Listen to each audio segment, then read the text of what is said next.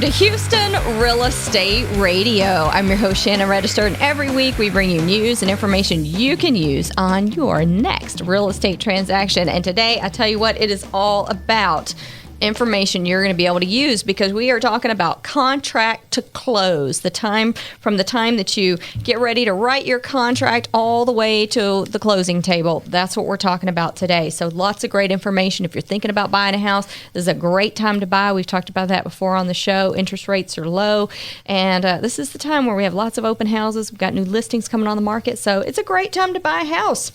And if you've got a real estate question, remember, you can always call in your questions and we'll answer them right here on the radio between 11 and noon every Sunday. That number is 844-788-9444. That number again is 844-788-9444, and we'll answer any of your real estate questions right here on the air. If I can't answer them, we'll find someone who can. If you need help with inspections, we have the expert right here in the studio. We've got Joe Poole joining us, and Joe Poole, he's been on the show before. Great guy. Lots to talk about with him today because he does real estate inspections. He's got JP's Real Estate Inspections, and so he's out and about all the time inspecting houses, foreclosure properties, expensive houses, all kinds of houses. He's seen it all. He's seen the hazards, the good, the bad, the well-maintained, the not maintained at all. He's seen it all. So he does a great job going in and inspecting houses, and so we're talking today during that contract to close period. You usually have an option period where you can get the home inspected, and that's where you do your due diligence. And Joe, you play a huge role in that part of the transaction. Yes, I do. First time I get the phone call from the buyer, I asked them, first question, how many option period days do you have? Some say 5, some say 3, some say 10. I prefer 10. So that is the most important part. I always ask them, don't wait too late. Yeah. You got to have time to do the inspection and complete the report. Right. So that you can go back to the drawing table and negotiate. Some buyers like to wait to the last minute. Some say, I don't have any money. Some say, I don't know if I want the house. But what I try to do is to save option period days is that whenever I do an inspection, I actually do my report on site. I set my computer up, do the report, download the pictures, cover the report with the buyer, proofread everything. Once they satisfied with it, I email it right there. And also I email the report also to the buying agent to make sure that they can begin to proceed on saving those option period days. You said something interesting there, because you're right. Some buyers, they go under contract, they immediately want to inspect the house. They don't even care if the seller has the option check yet. They want to get inspected. And, you know, as a seller's agent, we want to have the money. We want to make sure all the contract's in place first. Right. But then there's the flip side. The buyer isn't sure they really want the house. They put the option money to secure it so no one else can buy it. Correct. But they're not sure they want it, and they want to wait it out. So as a seller, if you've got somebody who has a 10-day option and they don't get inspected until day 6, you know they're not sure they want that house. Correct. I actually did an inspection yesterday, and the buyer called me, I think it was Saturday. So I asked, how many option period days do you have? Well, it was 5 option period days. I said, okay, when was your contract accepted? They said, well, my contract was accepted Friday. So I do simple math. I start counting my fingers. Friday, Saturday, Sunday, Monday. Oh, hey, you have until Tuesday. I said, well, the only time I'm available is Monday. They said, well, what about my report? I said, you're going to get your report as soon as I'm finished so that you can begin your proceed, because your back is against the wall right now. Yeah. So let's talk a little bit about your company. You're an interesting inspector in that you do a lot of different types of inspections. Yes, I do. When I became an inspector, I was just only licensed as a TREC inspector. Just a general home inspector. Just a general home inspector. But I've always carried an electrical license because I was an electrician after I studied electronics in college. So after becoming an inspector, I noticed a lot of banks were calling me relating to mold. And as a TREC inspector, we cannot touch mold. So I did my research, talked to a doctor that's related to health. She told me, you know, what to do, what school to go to. So I decided to go and finish and obtain that license. Okay. As time went on, I was interested in becoming an FHA inspector. to learn more about federal housing, HUD. Right. As time went on, I think that I was interested in how insurance works. So I obtained my insurance license, my adjuster's license. Then me being a technical guru, I was always interested in alarm systems. So I got that. So I somewhat call myself a one-stop shop. You can do pools. I do pools. And you too, my last name is Pool.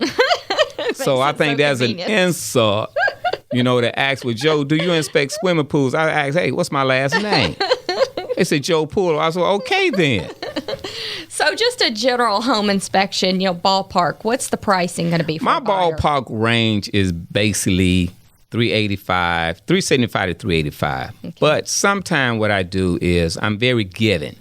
So if I'm talking to a buyer and I could tell that they may not be able to afford it, what I would do is adjust my rate, to fit their budget because, I'm in this business to help individuals not to get rich off one individual. And do you charge a separate price if they need a pool inspection right, or now, of a course. mold inspection or something else? Now, if an individual need swimming pool, that's an adjustment of additional $45. Okay. Along with a sprinkler system. Septic systems, I don't charge additional for that because I consider that their plumbing system. Okay. So that's all inclusive with the inspection. And you're licensed under TREC just like a real estate agent's licensed Correct, under TREC. I am. I have to follow all the rules and guidelines as a realtor, broker, an appraiser under TREC. And it's interesting, we meaning, inspectors, realtors, appraisers, we all fall under TREC guidelines. But, builders are out there building houses. They don't fall under anything. No, they're not. They're not regulated. They actually... There's no license to build a house. No, they're actually throwing these homes up so fast. It's like a Lego home. So here's the magical question I hear all the time. I'm buying a brand new house, brand new, just built. Right. I don't need to have that inspected, right? Right. I get that question all the time. Well, Joe, it's a brand new home. They aren't even licensed to build a house. You want a licensed inspector to go inspect it. But I get that question. They say, well, Joe, it's a brand new home. Why should I get it inspected? I said, okay, I want to ask you a question. I said, you see that car you driving?